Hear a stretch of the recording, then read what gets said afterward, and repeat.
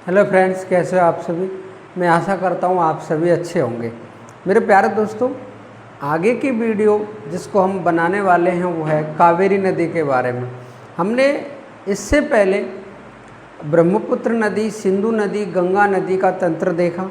उसके बाद में हमने प्रायोद्वीप भारत की नदियों में गोदावरी नदी, उसके बाद कृष्णा नदी, उसके बाद महानदी। आज हम विशेष नदी के बारे में चर्चा करने वाले हैं जिस नदी को दक्षिण भारत की गंगा कहा जाता है। मेरे प्यारे दोस्तों, दक्षिण भारत की गंगा से आप समझ गए होंगे। आज हम बात करने वाले हैं कावेरी नदी के बारे में। मेरे प्यारे दोस्तों, दक्षिण भारत की या प्रायोद्वीप भारत की चौथी सबसे लंबी नदी कौन सी है? कावेरी। हम बात करने वाले हैं कावेरी नदी के बारे में। ये जो कावेरी नदी है इसके बारे में ये है कि ये दक्षिण भारत में एक राज्य है जिसका नाम है कर्नाटक।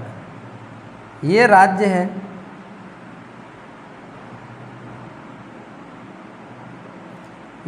है इसका नाम है कर्नाटक।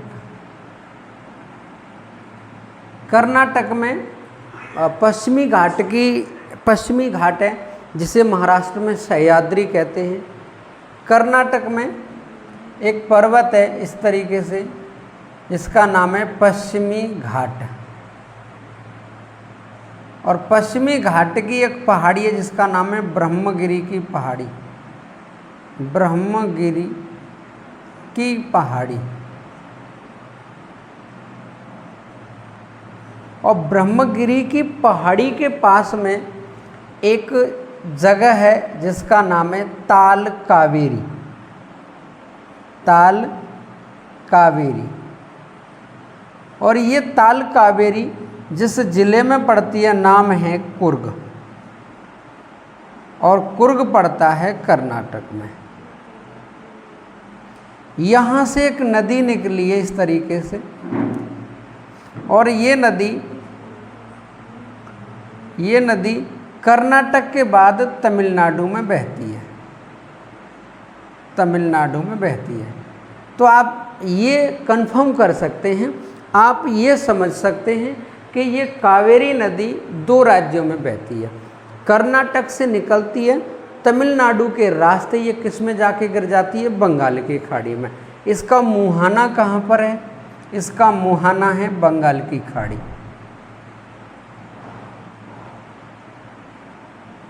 इसका मुहाना कहाँ पर है? बंगाल की खाड़ी। कभी भी आपसे पूछे कावेरी नदी का उद्गम कहाँ से हुआ है? ब्रह्मगिरी की पहाड़ी से।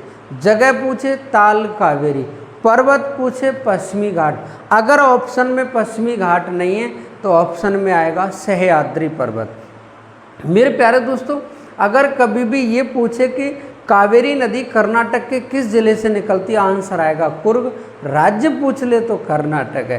मेरे प्यारे दोस्तों, जिस तरीके से क्वेश्चन आपको पूछेगा हमने आपको बताया है। मेरे प्यारे दोस्तों, ये जो कावेरी नदी है, कावेरी नदी की यदि हम लंबाई की बात करें तो लंबाई है 805 किलोमीटर। आपसे कभी भी पूछे कि कावेरी नदी की लंबाई कितनी है? 805 किलोमीटर।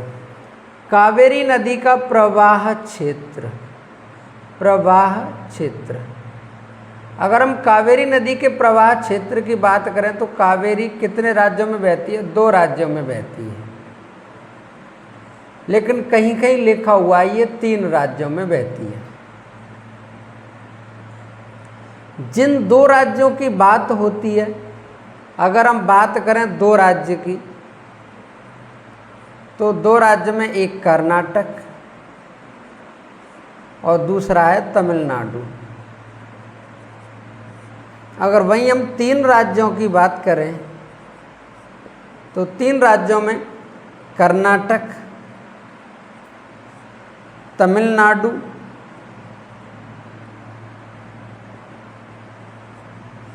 और एक है आपका केरल। कौन सा है? केरल। तो मेरे प्यारे दोस्तों, 3 राज्य अगर ऑप्शन के हिसाब से करना पड़ता है। वैसे तो आंसर 3 राज्य ही होगा क्योंकि थोड़ा बहुत ये केरल में बहती है। तो केरल में बहती है तो ठीक है, थोड़ा बहुत मतलब 3%। टोटल नदी की लंबाई 805 किलोमीटर है, इसमें से 3% लगभग केरल में बहती। वैसे तो 2 ही आंसर आता है, कर्नाटक और तमिलनाडु। ये नदी कर्नाटक और तमिलनाडु में बहती है। यही रीजन है कि ये कावेरी नदी कर्नाटक व तमिलनाडु के बीच में विवाद है, और इन दोनों के बीच में जो विवाद है वो जल को लेकर के है, कावेरी के जल को लेकर के। कभी भी पेपर में कई बार क्वेश्चन आ चुका है कि कावेरी नदी को लेकर किन 2 राज्यों के बीच में विवाद चल रहा है। आंसर कर्नाटक तमिलनाडु। या कभी भी आपसे ये पूछता है कि कर्नाटक और तमिलनाडु के बीच में किस नदी को लेकर के विवाद चल रहा है, आंसर कावेरी आएगा। कावेरी की लंबाई 805 किलोमीटर। कावेरी 2 राज्यों में बहती है, कर्नाटक और तमिलनाडु। लेकिन कभी पूछें और केरल भी ऑप्शन में हो तो आंसर केरल भी माना जाएगा। मेरे प्यारे दोस्तों, ये नदी यहाँ 2 राज्यों में बहती है, और इससे इम्पोर्टेंट क्वेश्चन ये भी बनता है कि ये नदी सदाबहार नदी है। सदाबहार नदी। सदाबहार का मतलब है ये वर्ष भर बहती है मेरे प्यारे दोस्तों। और यहीं पे हम बात करें इस नदी के बारे में, ये दोनों मानसूनों से वर्षा प्राप्त करती है। दोनों मानसूनों से वर्षा प्राप्त करती है।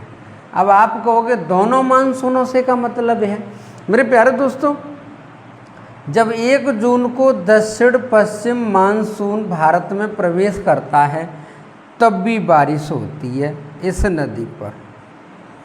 अगर जब ये ग्रीष्म काल की बात है, ये किस काल की बात है, ग्रीष्म काल में जब दक्षिणी पश्चिमी मानसून 1 जून को केरल में प्रवेश करता है उस समय भी बात होती है, बरसात होती है इस नदी पे। और जब ये मानसून लौट रहा होता है, यानी उत्तरी पूर्वी मानसून, ये जो उत्तरी पूर्वी मानसून है ये शीतकाल में लौटता है, तो हम ये कह सकते हैं कि शीतकाल में भी वर्षा इस नदी में होती है। मेरे प्यारे दोस्तों, दोनों मानसूनों से वर्षा प्राप्त करती है ये नदी। दोनों मानसून, दक्षिणी पश्चिमी मानसून और उत्तरी पूर्वी मानसून। दक्षिणी पश्चिमी मानसून और उत्तरी पूर्वी मानसून। यही हम ये बात करें कि कावेरी नदी के बारे में और मोस्ट इम्पोर्टेंट पॉइंट क्या हो सकते हैं, तो ये जो कावेरी नदी है कर्नाटक से निकली है। कर्नाटक में एक द्वीप है इस नदी पर, इस नदी में, जिसका नाम है श्रीरंगपट्टनम द्वीप। कौन सा द्वीप है? श्रीरंगपट्टनम द्वीप। श्रीरंगपट्टनम द्वीप कभी भी आपसे पूछे किस नदी पर है, आंसर कावेरी नदी पर है। श्रीरंगपट्टनम द्वीप किस नदी पर है? कावेरी नदी पर। मेरे प्यारे दोस्तों, अगर हम इतिहास में जाएंगे तो यहाँ श्रीरंगपट्टनम राजधानी टीपू सुल्तान की और हैदर अली की रही है। हैदर अली और टीपू सुल्तान ये मैसूर के राजा थे। इन्होंने अपनी राजधानी श्रीरंगपट्टनम को इसलिए बनाया क्योंकि वो नदी में स्थित था, एक द्वीप, वो उसके चारों तरफ जल था। सुरक्षा की दृष्टि से बेहद महत्वपूर्ण द्वीप था श्रीरंगपट्टनम द्वीप। इसी कावेरी नदी की हम बात करेंगे। इसी पे कर्नाटक में शिव समुद्रम जलप्रपात स्थित है, और इसी नदी पर कर्नाटक में शिव समुद्रम बांध बना हुआ है। मेरे प्यारे दोस्तों, अगर हम यहीं पर बात करें कर्नाटक में, तो कर्नाटक में नहीं, सॉरी, तमिलनाडु में इसी नदी पे एक बांध बना हुआ है जिसका नाम है मैटूर बांध। तो यहाँ इस नदी पर तमिलनाडु में एक बांध बना हुआ है, नाम क्या है? मैटूर बांध। मैटूर बांध। ये क्वेश्चन कई बार आ चुका है कि मैटूर बांध किस नदी पर स्थित है। मैटूर बांध कावेरी नदी पर स्थित है। अगर आपसे राज्य पूछे किस राज्य में है, आंसर तमिलनाडु। कृष्णा नदी पर कर्नाटक में एक बांध बना हुआ है, और इस बांध का नाम है शिव समुद्रम बांध। क्या नाम है? शिव समुद्रम बांध। शिव समुद्रम बांध। और ये शिव समुद्रम बांध किस राज्य में है? कर्नाटक में। इसी नदी पर कर्नाटक में बना हुआ है शिव समुद्रम जलप्रपात। शिव समुद्रम जलप्रपात, ये जो शिव समुद्रम जलप्रपात है कर्नाटक में स्थित है।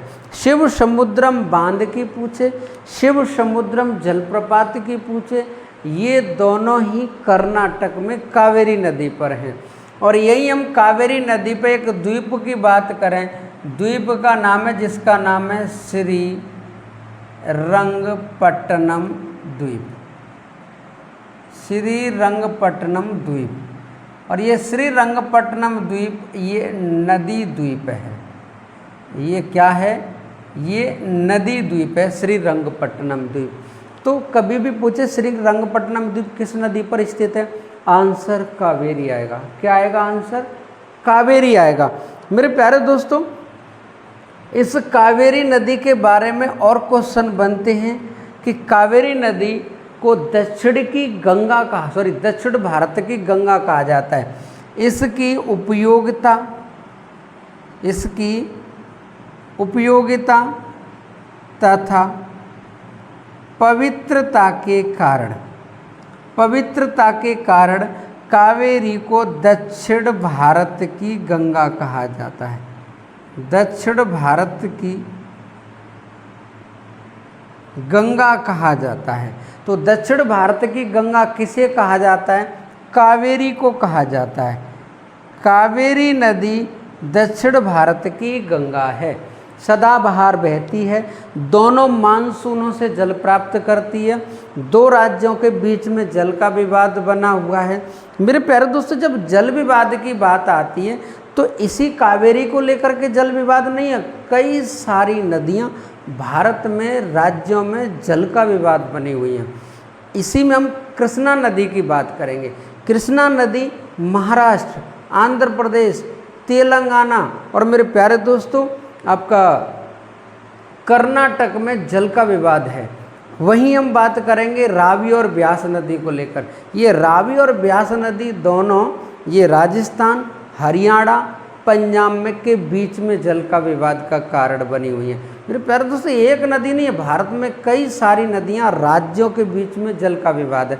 और जब जल का विवाद बनी हुई हैं तो इनका निपटारा कैसे होता है, कैसे समझौता होता है इनका? मेरे प्यारे दोस्तों, जल विवाद अधिनियम एक बना था 1956 में। एक अधिनियम बनाया गया था, नाम था जल संबंधी अधिनियम, जल विवाद संबंधी अधिनियम, जल विवाद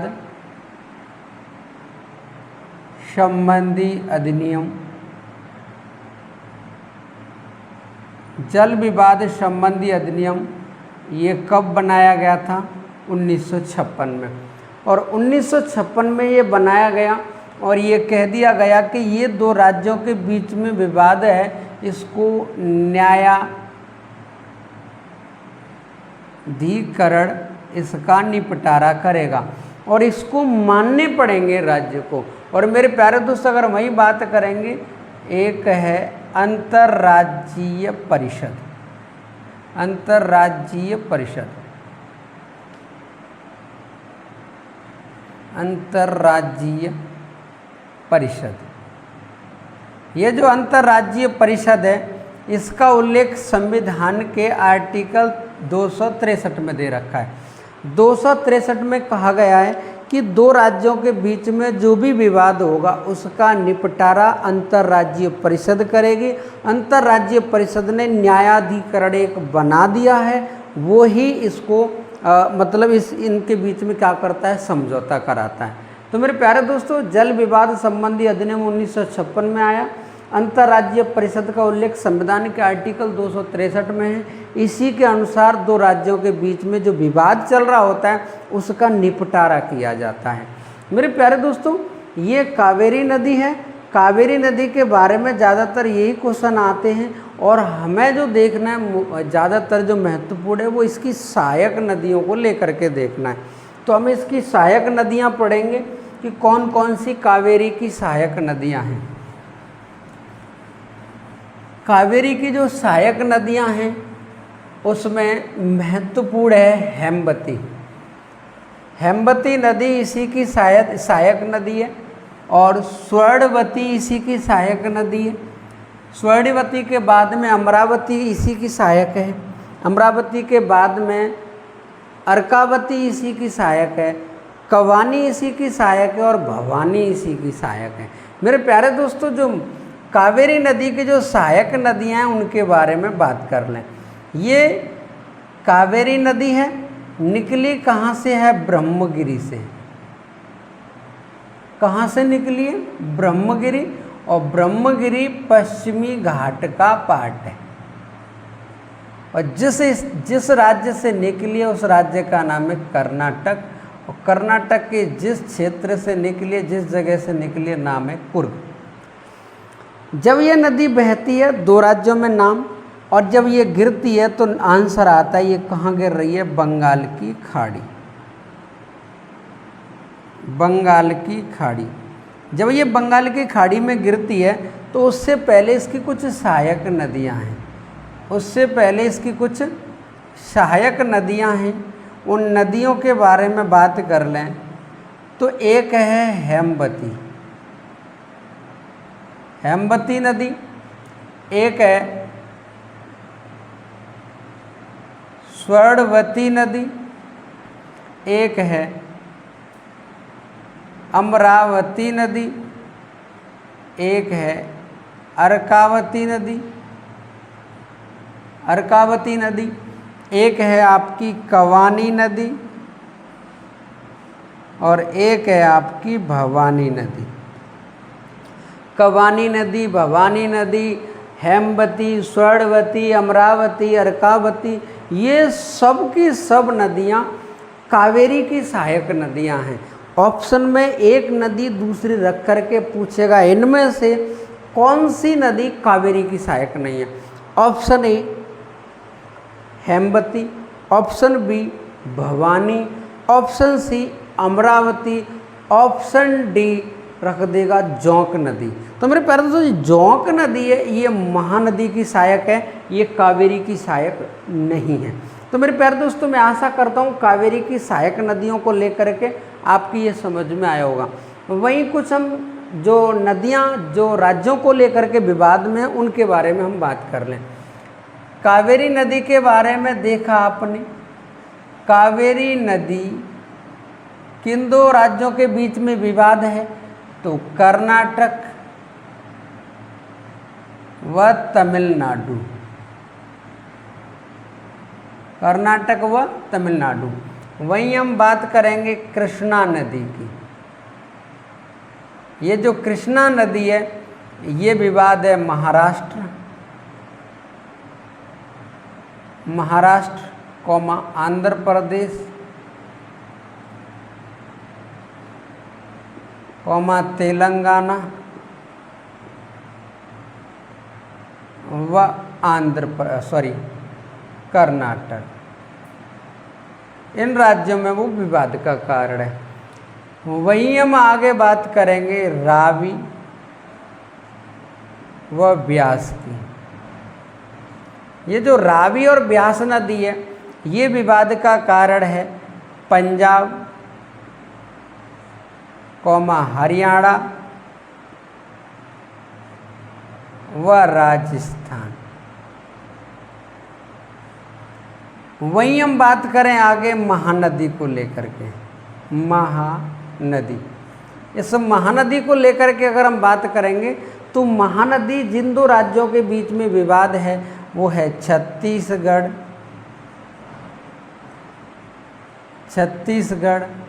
व ओडिशा। छत्तीसगढ़ व ओडिशा। तो मेरे प्यारे दोस्तों, इसमें फेमस सबसे ज़्यादा है कावेरी नदी। लेकिन मैंने ये नदियाँ भी इसलिए कराई हैं कि कोई ज़रूरी नहीं है कि हर पेपर में आपका नसीब अच्छा होगा। हर पेपर में आपकी किस्मत ज़्यादा अच्छी होगी कि वो कावेरी को ही पूछेगा। कभी कभी जब समय खराब होता है तो कावेरी को न पूछ करे, वो कावेरी के अलावा किसी अन्य को भी पूछ सकता है। वो ऐसे पूछेगा, उड़ीसा और छत्तीसगढ़ राज्य में जो विवाद चल रहा है जिस नदी को लेकर के, उसका नाम क्या है? तो उसका नाम क्या है? महानदी। आपसे पूछेगा हरियाणा, पंजाब और राजस्थान में जिन नदियों को लेकर के विवाद चल रहा है उस नदियों का नाम क्या है? तो उन नदियों का नाम है रावी और ब्यास नदी। महाराष्ट्र, तेलंगाना, आंध्र प्रदेश, कर्नाटक, इन 4 राज्यों में किस नदी को लेकर के विवाद है? आंसर कृष्णा नदी। या ऐसे पूछेगा कृष्णा नदी इनमें से किन नदियों को, कृष्णा नदी को लेकर कौन कौन से राज्यों में विवाद चल रहा है? और हर ऑप्शन में 4 राज्य होंगे। हर ऑप्शन में कितने राज्य होंगे? 4। तो मेरे प्यारे दोस्तों 4 राज्य आप याद रखना, महाराष्ट्र, आंध्र प्रदेश, तेलंगाना और कर्नाटक। तो ये अपनी कावेरी नदी है। कावेरी नदी से संबंधित यही ज़्यादातर पेपर में क्वेश्चन आते हैं और यही मेरे प्यारे दोस्तों कावेरी है। आगे हम बात करने वाले हैं कुछ नदियों के बारे में, आप इसका स्क्रीनशॉट ले लो।